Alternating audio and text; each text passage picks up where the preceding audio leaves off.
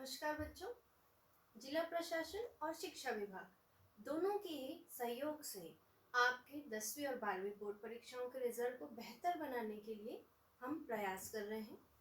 मैं आपके साथ परविंदर कौर गिल केमिस्ट्री के कुछ टॉपिक पर चर्चा करूंगी। आज हम देखेंगे 5 अंक के प्रश्न। जैसा कि आपको मालूम है कि ब्लूप्रिंट में 5 नंबर के भी प्रश्न आते हैं और इन प्रश्नों को किस प्रकार हल करना है, क्या इनके आंसर होंगे, इस पे आज हम चर्चा करते हैं। तो पहला प्रश्न लिए, रेडॉक्स अभिक्रिया किसे कहते हैं, उदाहरण दीजिए। तो इसमें पहले आपको रेडॉक्स अभिक्रिया के बारे में बताना है, फिर उदाहरण देना है। क्लियर हुआ? इसी प्रश्न का एक और हिस्सा है। यहाँ एक उदाहरण दे दिया गया है जिसमें आयरन और स्टेनस की अभिक्रिया को बताया गया है और इसमें आपको बताना है कि ऑक्सीकारक और अपचायक क्या है। तो चलिए, इनका मॉडल आंसर कैसे हो सकता है जिसमें हम अधिक से अधिक नंबर प्राप्त कर सके। तो देखिए, इस प्रश्न का उत्तर कैसा होगा। तो सबसे पहले हमको डील करना होगा कि रेडॉक्स अभिक्रिया क्या होती है। तो रेडॉक्स अभिक्रिया जिसमें ऑक्सीकरण और अपचयन क्रिया दोनों ही साथ साथ होती है। इसका मतलब है कि एक पदार्थ का ऑक्सीकरण हो रहा है और दूसरे पदार्थ का अपचयन होता है। तो जब दोनों ही अभिक्रिया ऑक्सीकरण और अपचयन साथ साथ होने के कारण इस प्रकार की जो अभिक्रिया है इसे हम रेडॉक्स अभिक्रिया कहते हैं। तो पहला हिस्सा क्लियर हो गया कि रेडॉक्स अभिक्रिया किसे कहते हैं। अब आए दूसरे पे। दूसरा है यहाँ पे कि हमको उदाहरण देना है। उदाहरण आप वेल नोन उदाहरण दे सकते हैं, जैसे हमको पता ही है, जिंक लेंगे, कॉपर सल्फेट के साथ अभिक्रिया करा देते हैं तो हमको मिलेगा जिंक सल्फेट और कॉपर। इस अभिक्रिया में जिंक जो है वो 2 इलेक्ट्रॉनों को त्यागता है और जिंक आयन में बदल रहा है, इस कारण यहाँ पे इनका ऑक्सीकरण होता है। वहीं हम बात करें कॉपर की, तो कॉपर यहाँ आयनिक फॉर्म में है 2+ आयन के रूप में। ये इलेक्ट्रॉनों को ग्रहण कर रहा है और कॉपर में बदलता है, इसका हो रहा है अपचयन।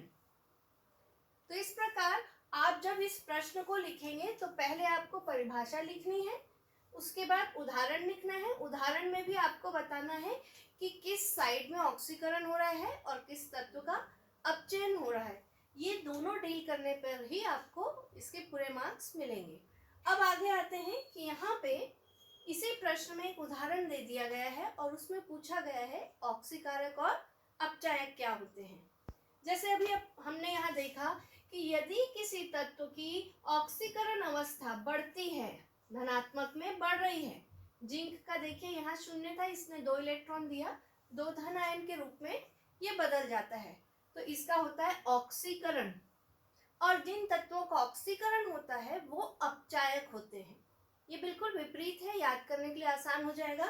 और वहीं यहाँ पे आए देखें, कॉपर आयन ये इलेक्ट्रॉनों को ग्रहण कर रहा है, यहाँ इसकी ऑक्सीकरण अवस्था धन 2 है, इलेक्ट्रॉनों को ग्रहण कर कर इसकी ऑक्सीकरण अवस्था 0 में आ जाती है।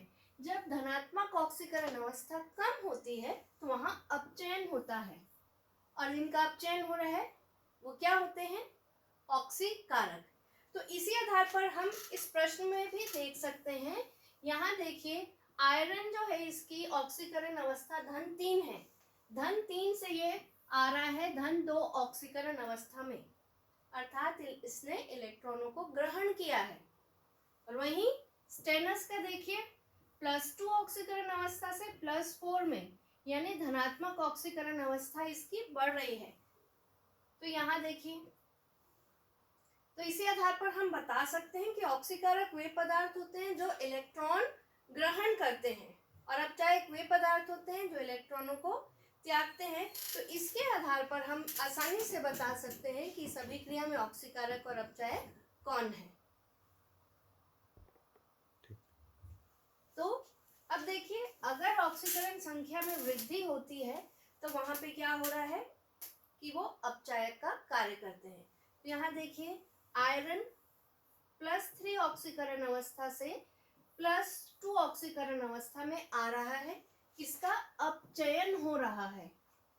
वहीं हम बात करें स्टेनस का, +2 ऑक्सीडेशन स्टेट से ये पहुंच गया है +4 ऑक्सीडेशन ऑक्सीकरण अवस्था में, इनका हो रहा है ऑक्सीकरण।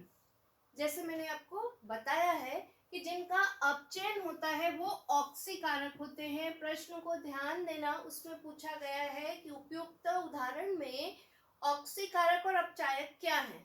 हम ऑक्सीकरण और अपचयन को तो समझ गए, पर आपको ऑक्सीकारक और अपचायक पूछा गया है तो आपको ये एक लाइन लिखना बहुत ही जरूरी हो जाएगा कि उपयुक्त अभिक्रिया में Fe3+ का क्या कार्य है, ये ऑक्सीकारक है, और वहीं SN2+ जो है वो अपचायक है।